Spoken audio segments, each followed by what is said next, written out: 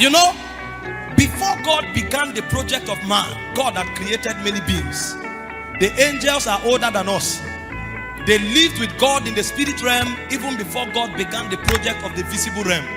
There was a civilization ongoing. There was a system, a robust system already going, that had princes of different ranks in Zion. If you enter the throne room, for example, there are 24 elders that are there.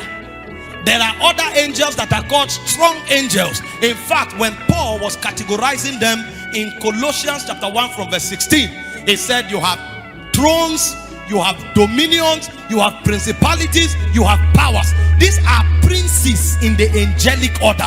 So there was a robust civilization already going on. There was a governmental system already in place in the spirit realm.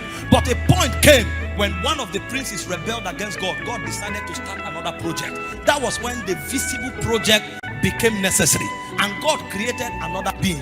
But there was a new technology God was routing into this system, because the first system God had, the glory was external. So when you see an angel, his physical appearance reflected his operation. His physical appearance reflected his might. His physical appearance reflected his glory. For example, when the Bible spoke about Lucifer, it said musical equipments were fashioned into him. It said thy taps and thy tabrets were indeed from the day of thy creation. So when you look at Lucifer, you will know that this one has something to do with music, because everything about them was in their physical makeup. The glory that Lucifer carried, the Bible called him the perfection of beauty. It said, thou that sealeth the sun. So when you see him, you will see the mastery, architectural mastery and intelligence of God weaved into that creature. So beauty was reflected. You will know that this is a creature of glory because of the way God designed that realm.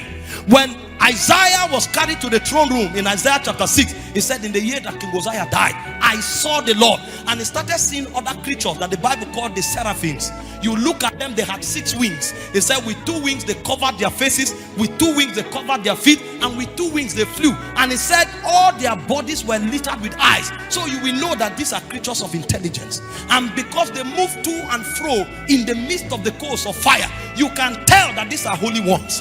They are responsible for guarding the holiness of God and the jealousy of his spirit. So everything about those creatures were on their physical body. And God noticed something. It was because of the external beauty of Lucifer that he got corrupt. And so this time around, he wanted to create another prince, but he will not put his features in this external.